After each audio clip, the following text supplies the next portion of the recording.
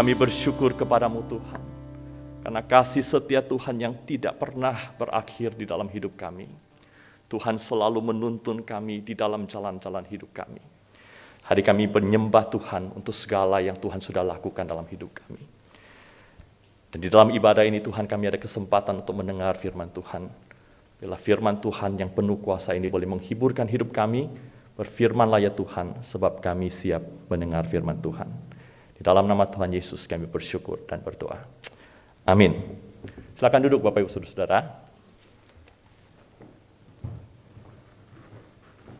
Shalom. Shalom. Saudara, senang sekali hari ini boleh bersama-sama dengan saudara untuk membagikan perenungan firman Tuhan. Yang hari ini saya ambil dari Ratapan, pasal yang ketiga, ayat yang ke-20 sampai ayat yang ke-26.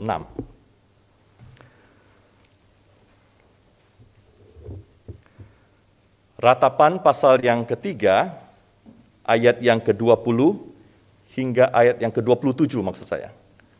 Sampai ayat yang ke-27.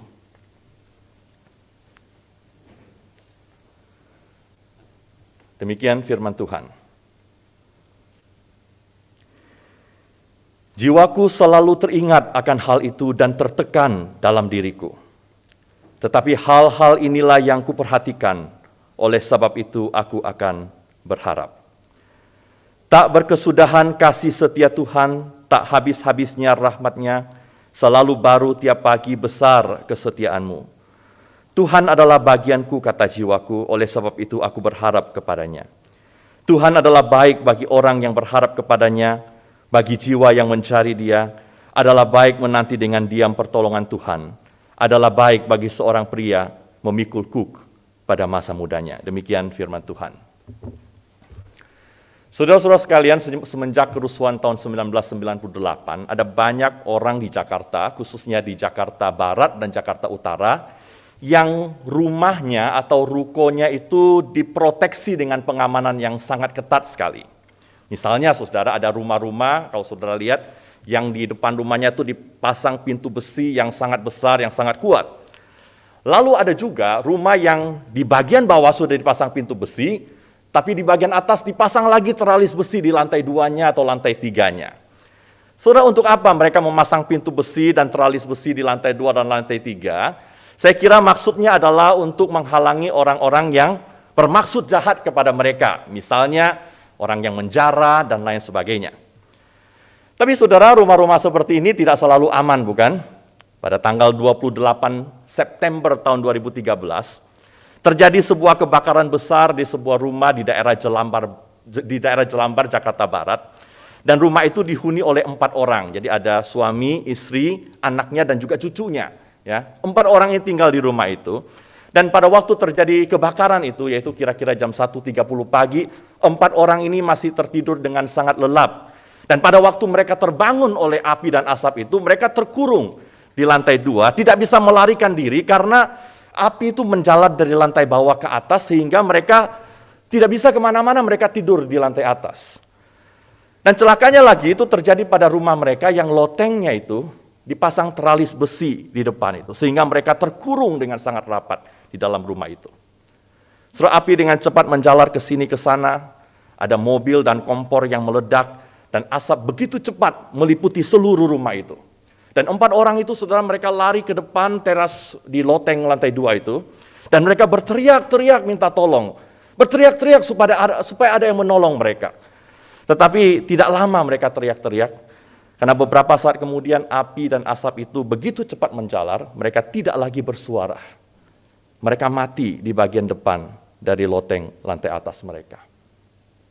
Saudara, mereka nggak bisa keluar karena teralis besinya itu tertutup dengan sangat rapat. Kemudian pemadam kebakaran datang dan memadamkan api, dan setelah apinya padam, ironisnya saudara, 4 orang itu dikeluarkan dari sebuah pintu kecil yang ada pada teralis besi di lantai 2 itu.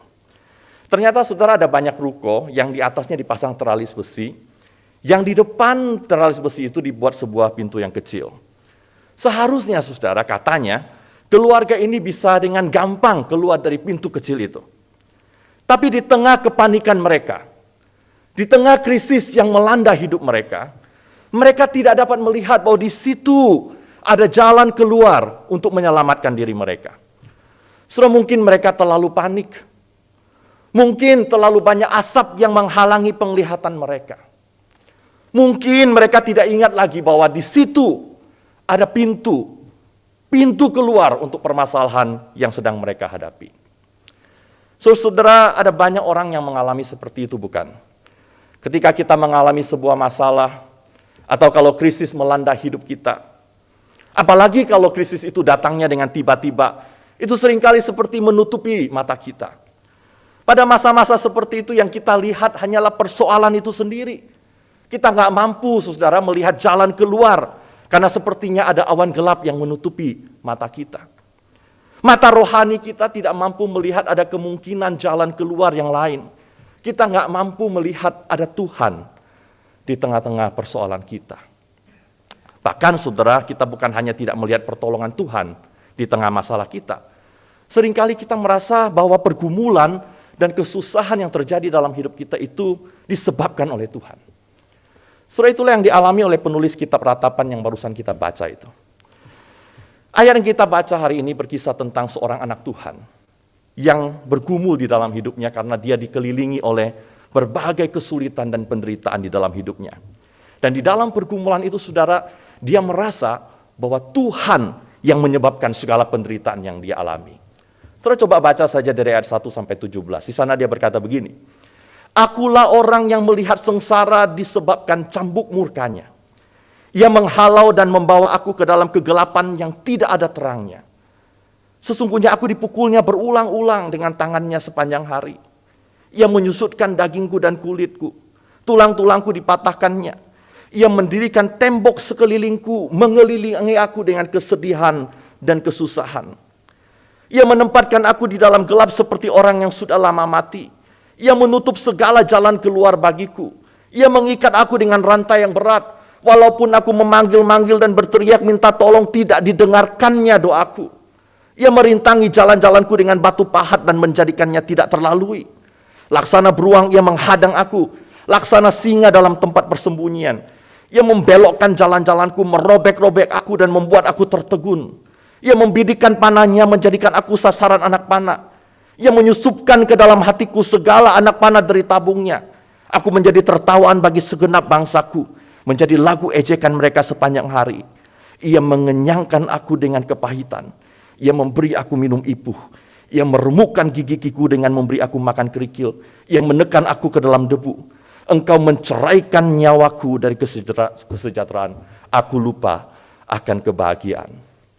So, di dalam setiap kalimat yang kita baca itu, setiap perkataan yang keluar dari mulut peratap ini, ada kesedihan, ada keputusasaan, ada kekecewaan yang besar kepada Tuhan.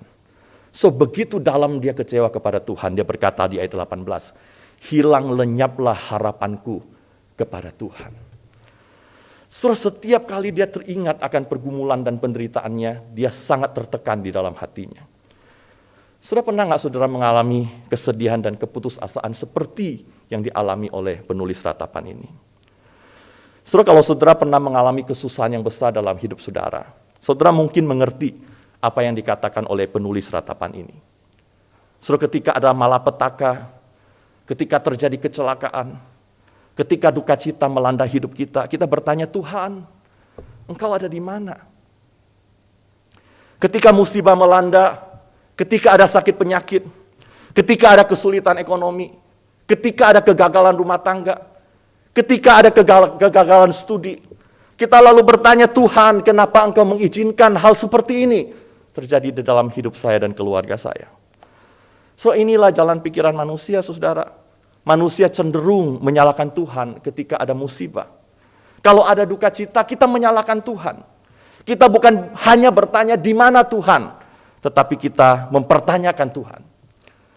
Kita bukan cuma menghadapi masalah kita, tetapi kita mempermasalahkan Tuhan. Mengapa, saudara? Karena kita punya cara berpikir tertentu tentang Tuhan. Kita punya harapan-harapan tertentu tentang bagaimana Tuhan seharusnya bekerja. Tuhan seharusnya menolong saya. Tuhan seharusnya menjaga saya. Tuhan seharusnya senantiasa berkati saya. Tuhan seharusnya memberikan kepada saya kesehatan. Tuhan seharusnya memberkati keluarga saya, dan seterusnya, dan seterusnya. Maka ketika harapan kita akan apa yang seharusnya Tuhan lakukan itu tidak sesuai dengan kenyataan, maka kita menjadi tawar hati, kita menjadi putus asa, kita menjadi kecewa kepada Tuhan, kita hilang pengharapan kepada Tuhan. Sebagian orang bahkan mereka akan menyalahkan Tuhan dan benci kepada Tuhan karena kesusahan-kesusahan yang dialami di dalam hidupnya. Saudara, pada tahun 1971 ada seorang anak laki-laki yang lahir di Indiana, Amerika Serikat, namanya Ryan White. Setelah 6 hari lahir, anak itu ternyata mengalami pendarahan yang tidak bisa berhenti. Saudara, lalu dokter mendiagnosis anak itu kena hemofilia.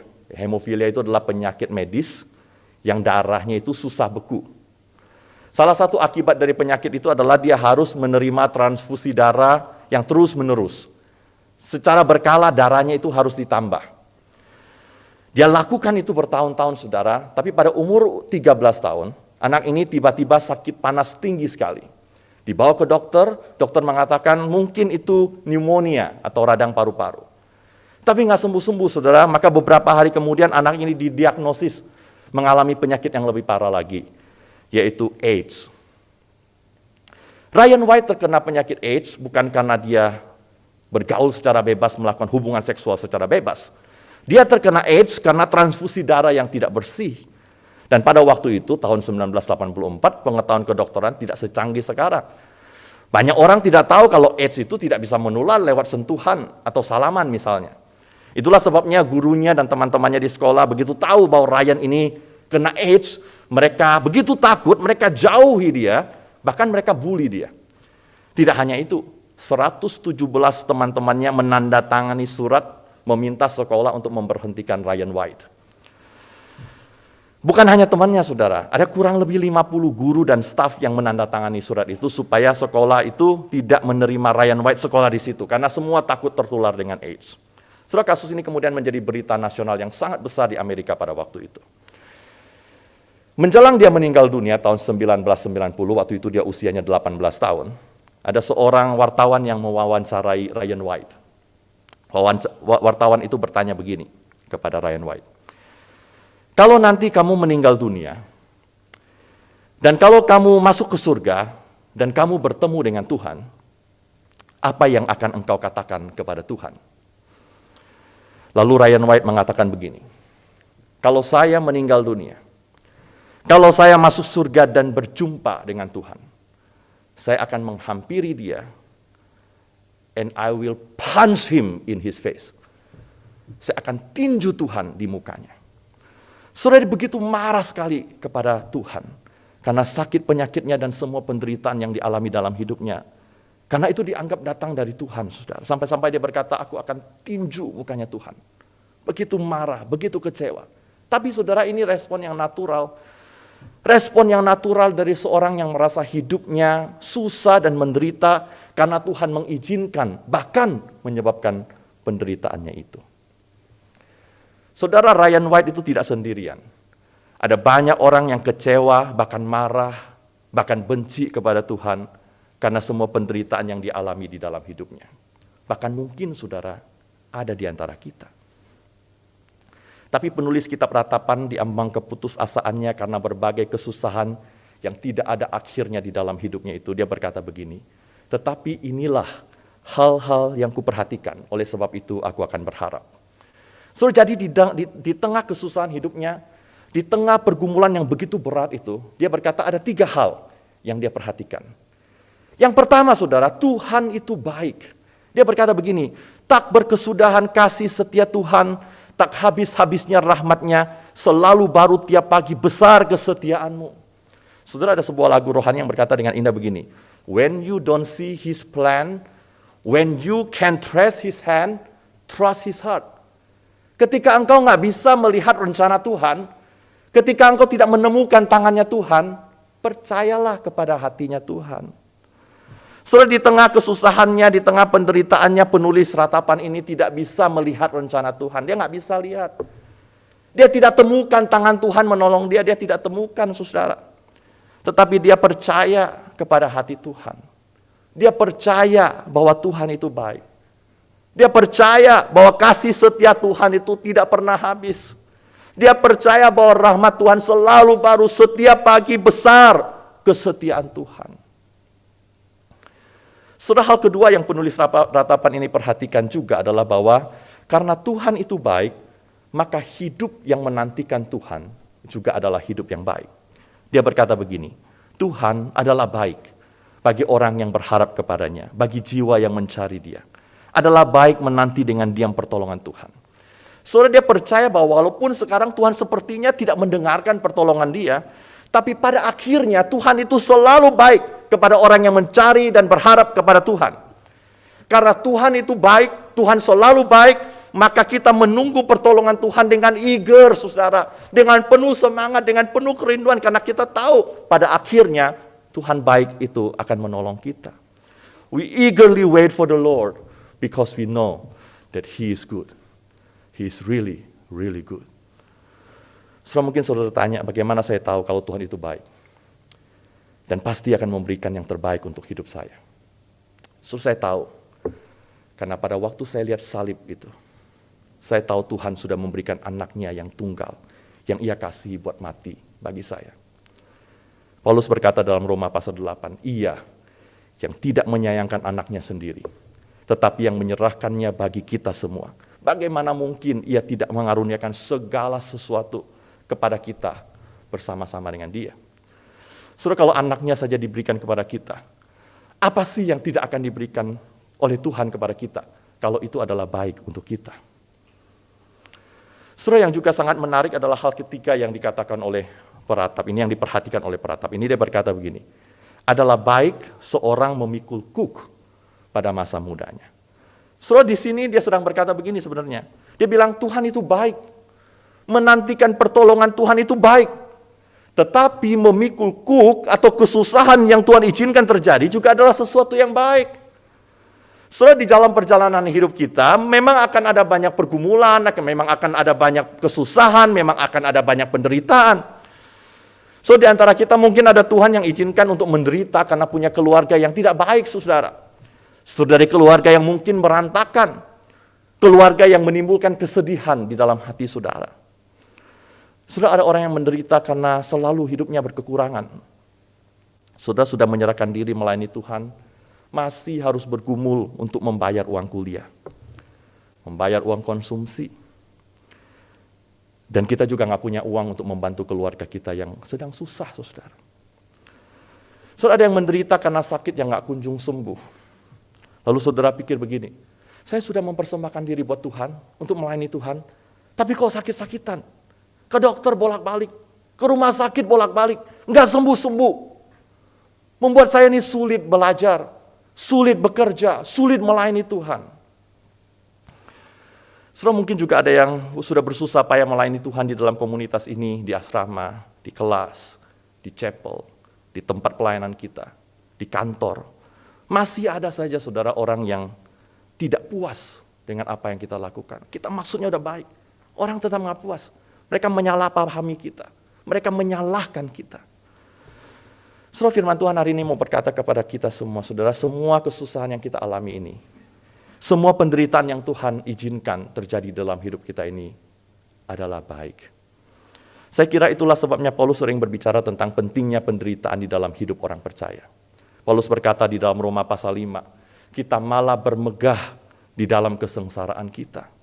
Karena kita tahu bahwa kesengsaraan itu menimbulkan ketekunan. Ketekunan itu menimbulkan tahan uji. Tahan uji menimbulkan pengharapan. Dan pengharapan itu tidak pernah mengecewakan, saudara. Penderitaan itu membentuk karakter kita. Membentuk dan menumbuhkan pengharapan kita kepada Tuhan.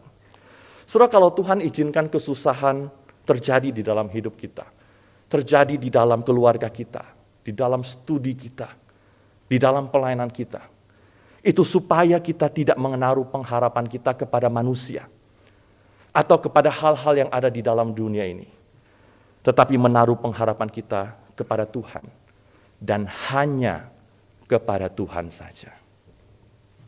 Saudara, kesusahan dan pergumulan yang tidak pernah ada habisnya di dalam dunia ini membuat kita sadar Bahwa dunia ini sebenarnya bukan rumah kita. Kita ini cuma pengembara, saudara. Saudara, keyakinan inilah yang membuat kita menjadi sangat eager untuk menantikan hari itu. Hari ketika Tuhan datang kembali dan menghapus segala air mata dari mata kita. Hari di mana tidak ada lagi ratap tangis dan duka cita. Tapi selama kita hidup di dalam dunia ini, saudara, di tengah segala kesusahan dan penderitaan kita yang Tuhan izinkan terjadi dalam hidup kita, Tuhan berjanji akan memelihara hidup saudara dan saya. Tuhan berjanji akan menyediakan apa yang kita perlukan selama kita mengikut Tuhan dan berharap kepada Tuhan. Sambil kita menantikan Tuhan dalam hidup kita, sambil kita menantikan pertolongan Tuhan, sambil kita juga percaya pada kebaikan Tuhan, Tuhan akan berjalan bersama dengan kita, Tuhan akan menyediakan apa yang kita perlukan sepanjang umur hidup kita, sampai kita menerima janji Tuhan ketika Dia datang kembali. So, di dalam perjalanan hidup saya, terutama sejak saya menyerahkan diri menjadi seorang hamba Tuhan, setiap kali saya mengalami pergumulan dan ketakutan di dalam hidup saya selalu dikuatkan oleh sebuah lagu. Saudara, lagu ini menjadi lagu tema yang sangat penting di dalam kehidupan saya, perjalanan iman saya dari masa ke masa. Saudara, kisah di balik lagu ini sangat populer, dan saudara-saudara mungkin ada yang banyak tahu kisahnya. Jadi pada tahun 1875, ada seorang wanita buta sedang duduk termenung di rumahnya yang sudah tua. Saudara, hari itu dia nggak punya uang untuk kebutuhan hidupnya, dia butuh $5. Hatinya khawatir dan dia tidak tahu bagaimana dia bisa peroleh uang untuk kebutuhannya. Dan sebagai orang buta, dia tidak bisa seperti orang lain pergi mencari nafkah keluar. Sebagai orang yang buta, tidak banyak yang dia bisa lakukan kecuali berdoa dan menyerahkan hidupnya kepada Tuhan. Setelah nggak berapa lama setelah dia doa, tiba-tiba seseorang mengetok pintu rumahnya. Ketika dia buka pintu, orang tersebut kasih dia sebuah amplop. Dan orang itu berkata begini, Tuhan menggerakkan hatinya untuk memberikan sejumlah uang buat wanita yang buta itu. Amplop itu isinya $5, persis seperti kebutuhan wanita yang buta itu. Seorang wanita yang bernama Fanny Crosby ini begitu terharu, lalu dia menulis sebuah lagu yang berjudul All the Way My Savior Leads Me. Tuhan yang pimpin jalanku. Tuhan yang pimpin jalanku, tiada yang ku takutkan. Rahmat-Nya sungguh melimpah, Ia mempedulikanku. Dalam imanku terhibur dan damai ku dapatkan. Apapun yang menimpaku, ada Tuhan sertaku. Apapun yang menimpaku, ada Tuhan sertaku. Saya nggak tahu hari ini saudara ada kesusahan apa. Saya nggak tahu ada penderitaan apa yang saudara alami. Tapi kalau hari ini ada pergumulan yang berat, atau saudara punya masalah yang saudara nggak bisa lihat jalan keluar di dalamnya, atau saudara mungkin hari ini nggak mengalami kesusahan, tapi satu hari nanti saudara mengalami kesusahan, apakah kita punya iman untuk percaya bahwa Tuhan yang pimpin jalan kita, Tuhan mempedulikan hidup kita, dan bahwa apapun yang menimpa kita, selalu ada Tuhan yang bersama dengan kita.